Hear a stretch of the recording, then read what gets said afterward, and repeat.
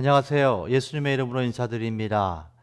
자, 우리가 예상했던 것처럼 다시 캘리포니아에 락다운이 시작됐습니다. 특별히 공공장소, 사람이 모이는 모든 곳에 모이지 못하도록 지금 거버널이 그렇게 선포했어요. 우리 계속해서 기도하시면서 정말 예배를 통해서 은혜 받을 수 있도록 기도해 주시고요. 특별히 예배를 준비하실 때 몇 가지 권면을 드립니다. 보통 정해진 시간에 예배 드리는 것이 좋고요. 또 예배 시간에 맞춰서 몸과 우리 마음을 준비하는, 특별히 옷을 단정하게 입는 것도 한 방법입니다. 왜냐하면 옷을 어떻게 입느냐에 따라서 마음가짐이 준비되는 경우가 많기 때문에 그래요. 그래서 예배를 통해서 은혜 받기 위해 정말 몸과 마음을 다 바르게 준비하시면서 하나님께 나아가는 은혜가 우리 모두에게 임하기를 축원합니다. 이 시간 준비하신 헌금 하나님께 감사의 마음을 들여 올려드립니다.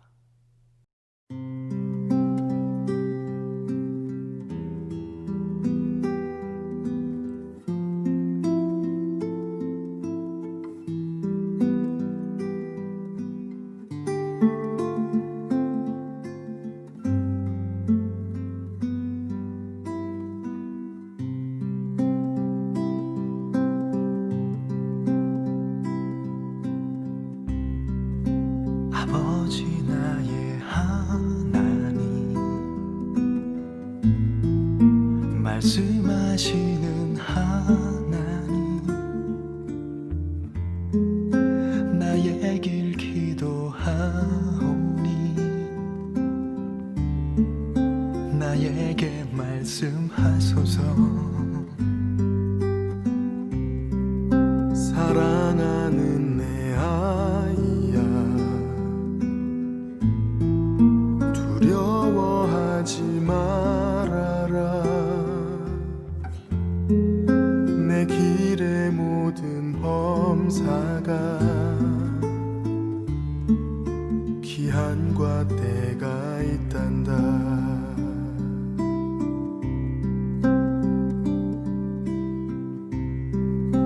아버지 나의 하나님, 말씀하시는 하나님, 나 주님 의지하오나 이 길이 힘이 듭니다. 사랑하는 내 아이야, 두려워하지 말아라. 내가 어디로 가든지 나 너와 함께하리라.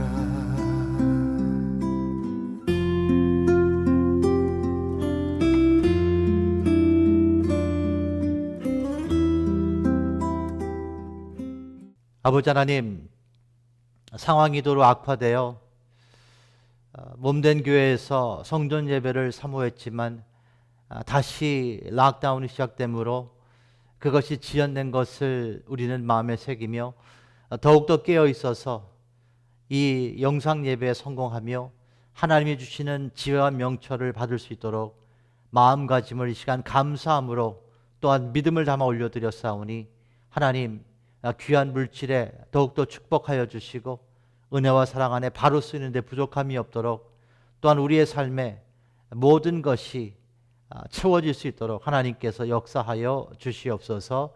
감사드리며 예수님의 이름으로 기도합니다. 아멘.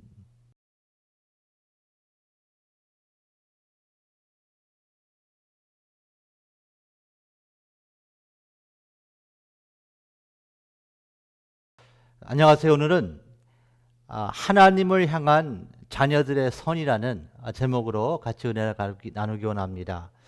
이런 질문으로 말씀을 시작합니다. 하나님을 향한 자녀들의 선이 무엇일까요?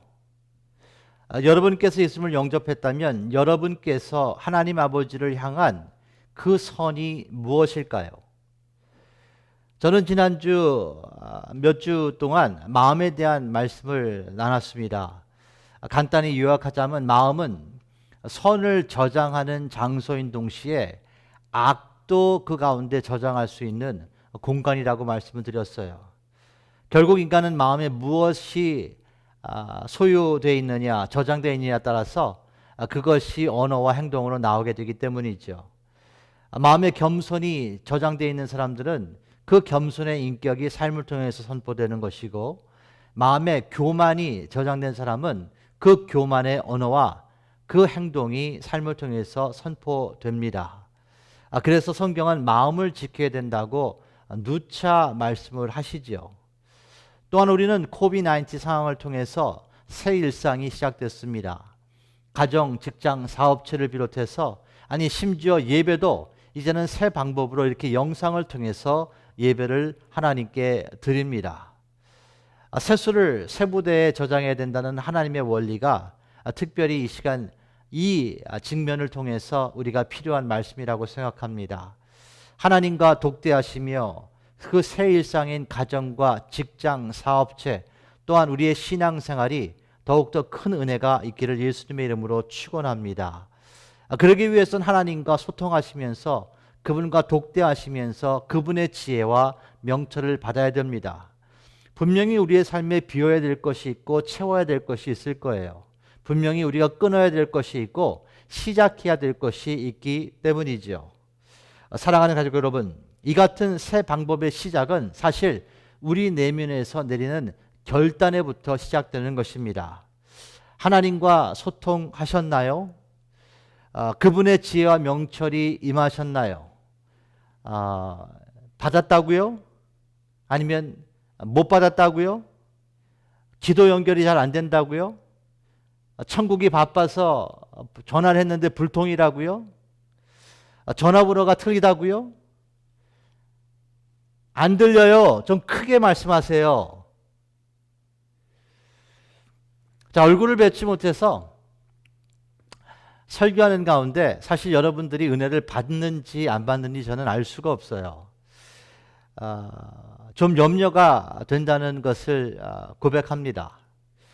사랑하는 가족 여러분, 혹 하나님과 독대가 안 되신다면, 하나님과 소통이 안 된다면, 혹 기도 연결이 안 된다면 몇 가지 도움의 원리를 여러분과 오늘 나누기를 원합니다.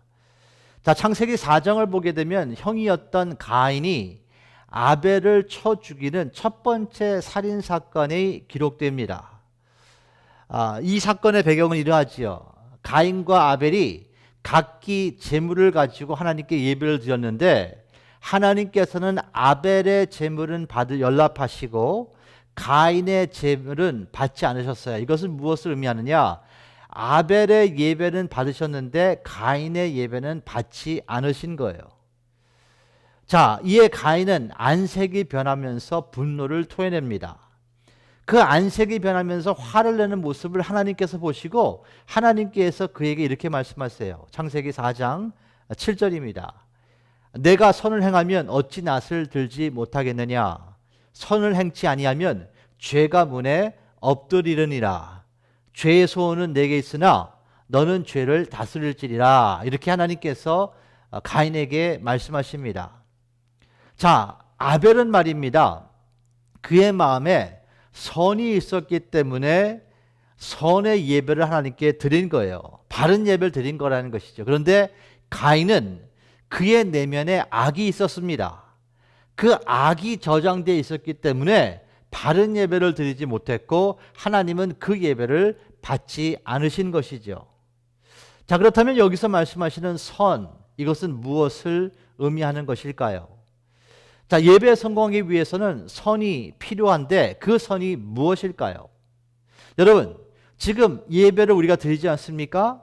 여러분의 내면에 선이 있어야 이 예배가 하나님께 드려진다는 거예요. 그렇다면 그 선이 무엇인가? 그것이 히브리서 11장 4절에 이렇게 정확히 말씀해 주십니다. 같이 한번 히브리서 11장 4절 말씀 합독하죠. 시작. 믿음으로 아벨은 가인보다 더 나은 제사를 하나님께 드림으로 의로운 자라 하시는 증거를 얻었으니 하나님이 그 예물에 대하여 증거하심이라. 저가 죽었으나 그 믿음으로써 오히려 말하느니라. 이렇게 설명을 자세히 해 주십니다. 자, 여기서 하나님께서 지금 성경이 말씀하시는 선은 믿음으로 드리는 예배가 선입니다. 자, 아벨은 어떠한 믿음이 있었기에 하나님께서 그것을 선이라고 하셨으며 그 예배를 기쁘게 받으셨을까? 그것이 히브리서 11장 6절이에요. 믿음이 없이는 기쁘시게 못하나니 하나님께 나아가는 자는 반드시 그가 계신 것과 또한 그가 자기를 찾는 자들에게 상 주시는 이심을 믿어야 할지니라. 이렇게 설명해 주세요. 자, 아벨은요, 하나님을 하나님으로 믿었다는 거예요. 천지를 말씀으로 창조하신 하나님, 또 예배 받으시기에 찬송 받으시기에 합당하신 하나님, 자신을 사랑하기 위해 존재하시는 하나님, 상 주시는 분인 그 하나님, 이 같은 믿음이 아벨의 내면에 저장되어 있었고 그 믿음과 함께 하나님께 나아갔던 것이 예배라는 것입니다. 그리고 그것을 하나님께서는 자녀들이 하나님께 향할 수 있는 선이라고 말씀하세요. 그러나 가인은 어떻게 했습니까? 가인은 건성으로 예배 드리는 거예요. 그냥 형식적으로 주일이니까 마음을 드리지 못하는 예배로 나아갔다는 것입니다. 자, 이 같은 가인과 아벨의 마음이 어디서 드러나는지 성경은 이렇게 말씀하세요. 창세기 4장 3절과 4절인데요. 그 마음의 차이점을 정확히 설명해 주십니다. 자, 세월이 지난 후에 가인은 땅의 소산으로 제물을 삼아 여호와께 드렸어요. 가인은 농부였어요. 그러니까 농부, 자기가 농사 들여서 그 소산을 하나님께 제물로 드리는 거예요. 자, 4절에 그런데 아벨은 자기도 양의 첫 새끼와 그 기름으로 드렸더니 여호와께서 아벨과 그 제물은 연락하셨다고, 연락은 받으셨다는 거예요. 자, 가인과 아벨이 다른 예배의 차원을 드렸다는 것은 무엇으로 드러나느냐? 제물에서 드러납니다. 제물에서. 가인은 마음이 없는 형식적인 헌금을 드린 거예요. 그런데 아벨은 첫 새끼와 기름을 드렸다고 말씀하십니다. 자, 지금 현대식으로 이야기하게 되면 첫 새끼를 드렸다는 것은 11조를 얘기하는 거예요. 그 첫 새끼라는 것은 새끼를 드린 것이 아니고 이 모든 것은 하나님께 주셨다는 그 고백을 첫 새끼와 기름으로써 하나님께 드리면서 나아갔다는 것입니다. 이것이 다른 점입니다. 그 결과 아벨의 예배는 하나님께서 기쁘게 받으셨고요. 가인의 예배는 거절하신 거예요. 그리고 그 결과 가인이 화를 냅니다. 그리고 하나님께서는 그 모습을 보시고 가인을 책망하세요. 그리고 그 책망을 받은 가인은 말입니다, 회개해야 되는데 그 회개는 하지 않고 동생 아벨을 쳐 죽이게 돼요. 자, 이 사건을 말입니다, 더욱더 깊은 영적인 측면으로 본다면 가인은 말입니다, 사실 하나님이 마음에 들지 않아서 하나님을 치기를 원했다는 거예요. 그런데 하나님은 보이시는 분도 아니고 죽으시는 분도 아니에요. 그렇기 때문에 그 화풀이가 동생 아벨한테 그냥 전가된 것 뿐입니다. 그리고 더 의미심장한 것이 있습니다. 이 아벨은요, 죄 가운데 악이 있어서 예배에 성공하지 못했는데 하나님께서 소통하셨다는 거예요. 그냥 아무 말씀도 안 하시고 침묵하신 것이 아니고 그 가인이 그 화내는 그 안색을 보고 하나님께서는 소통하십니다. 그리고 그 소통의 결과가 책망으로서 나타나는 것이죠. 자, 아벨은요, 거절당한 예배를 통해서 배워야 할 것이 있었어요. 책망받는 예배를 통해서 깨우쳐야 할 것이 있었습니다. 그는 비워야 할 것이 있었고 채워야 할 것이 있었다는 거예요.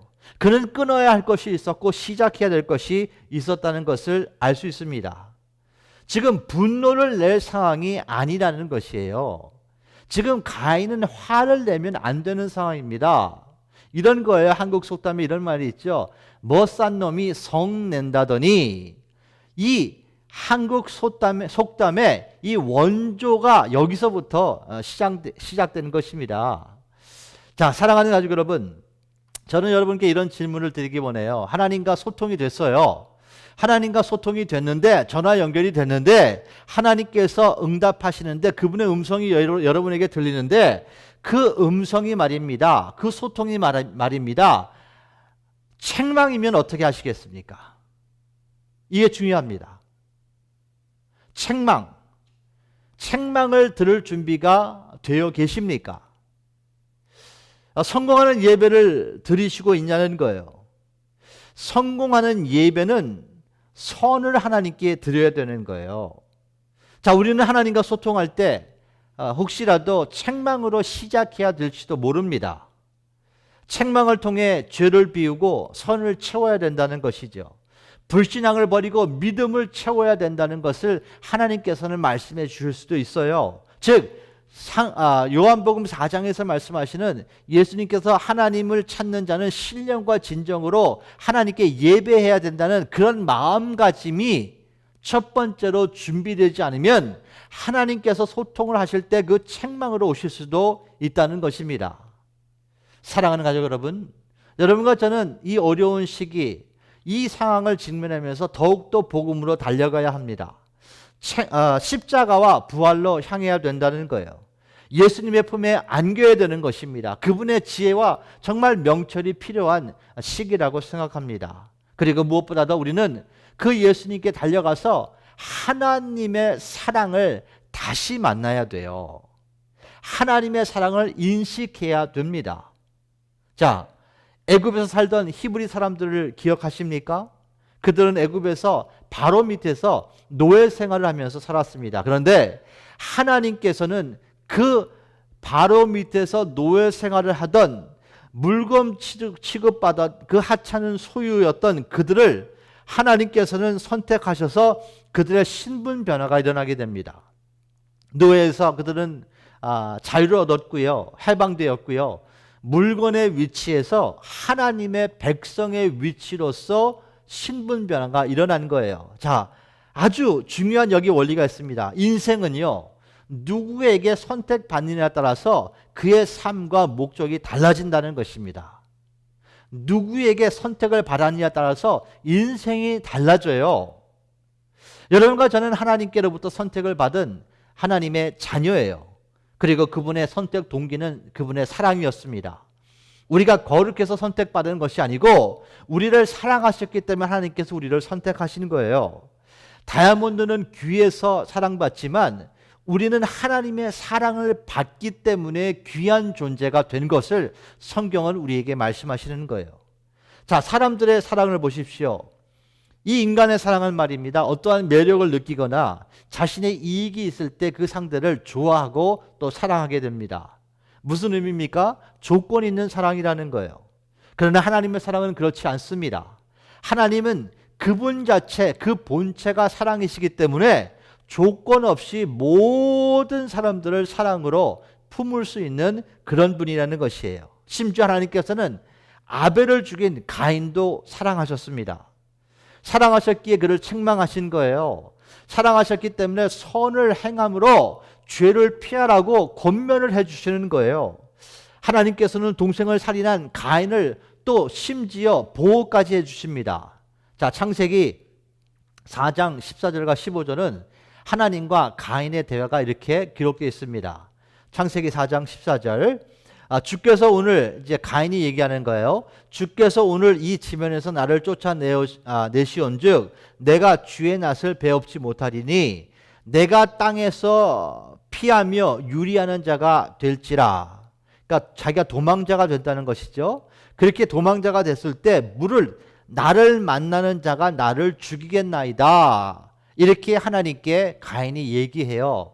제가 도망자가 됐을 때 어떤 사람이 나를 만나면 내가 동생을 죽였다는 소식을 들었기 때문에 나를 죽일지도 모릅니다.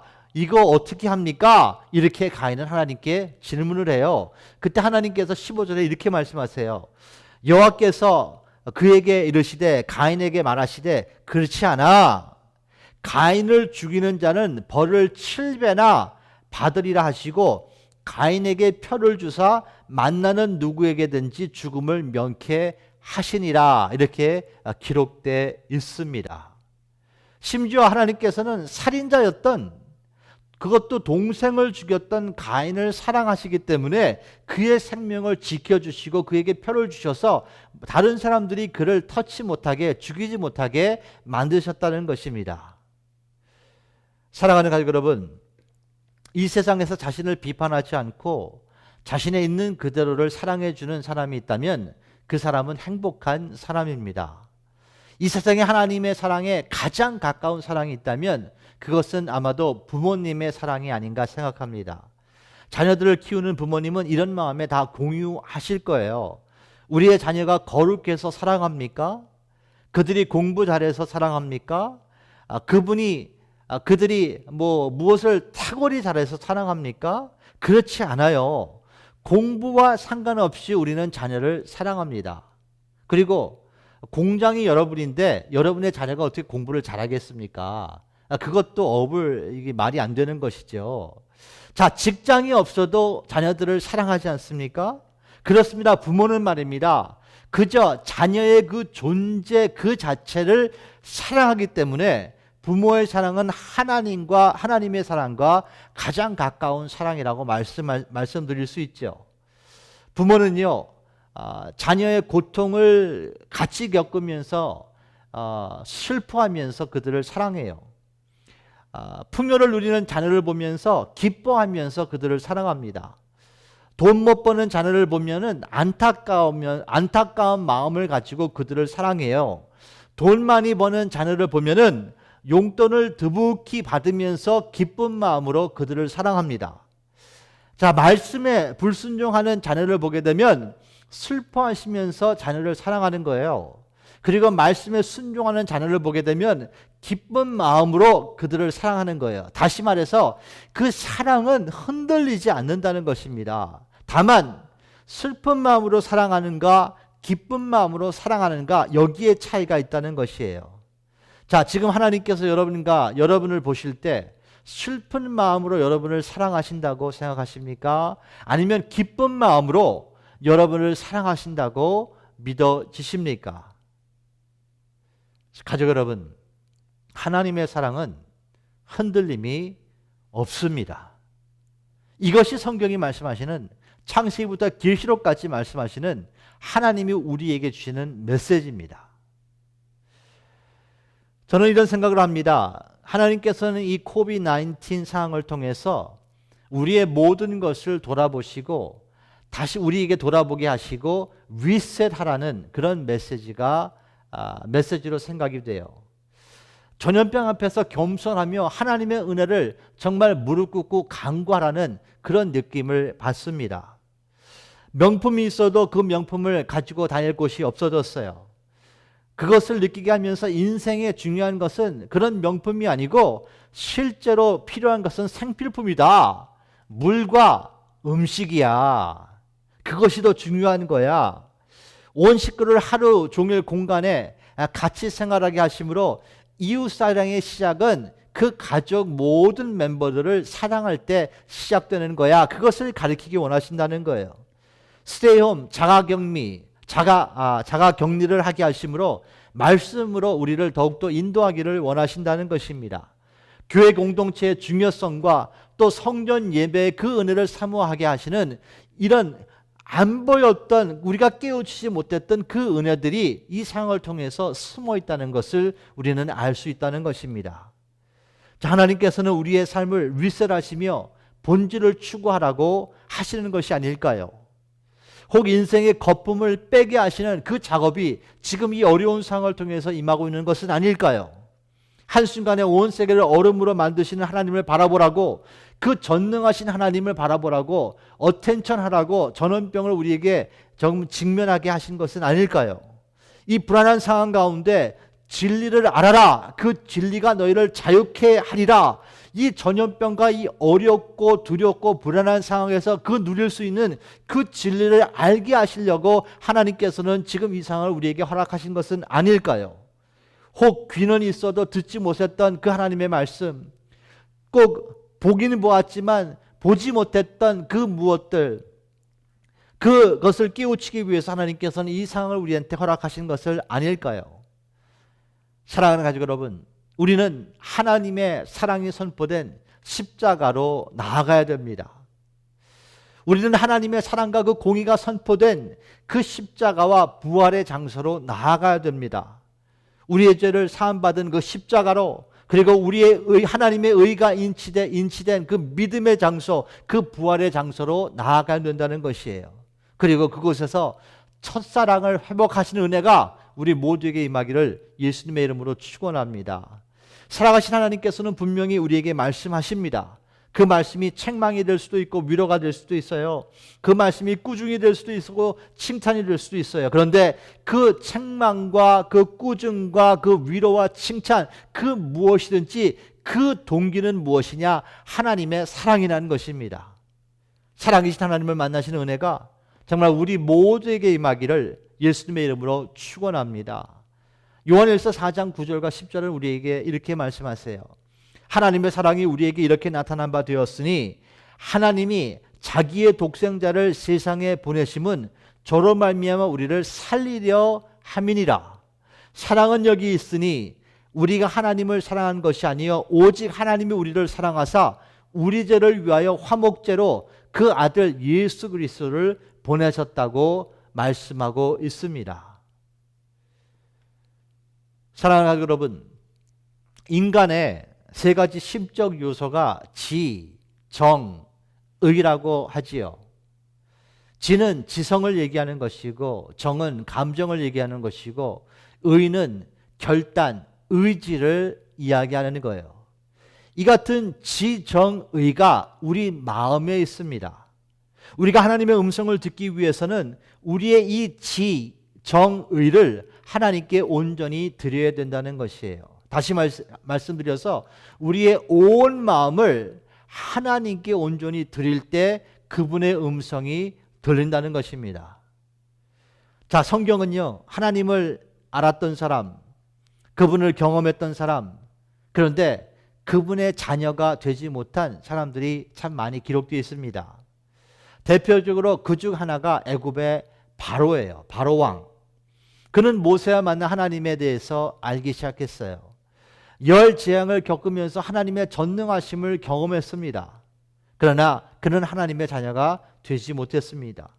이유가 무엇일까요? 그런 말입니다.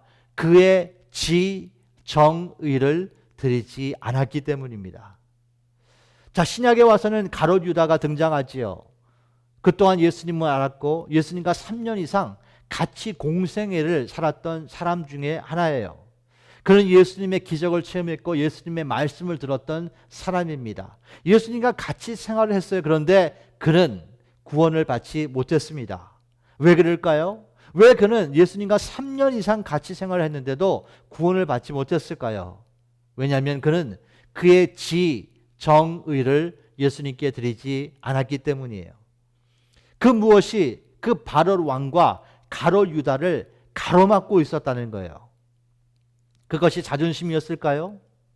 그것이 세상을 사랑하는 마음이었을까요? 그것이 탐심이었을까요? 그것이 질투였을까요? 이유는 어떤 간에 성경은 그 모든 것을 죄라고 칭하고 있고요. 그들은 하나님을 알았고 예수님을 만났던 사람이었지만 구원을 받지 못했다고 성경은 기록합니다. 참 안타까운 사람들이죠.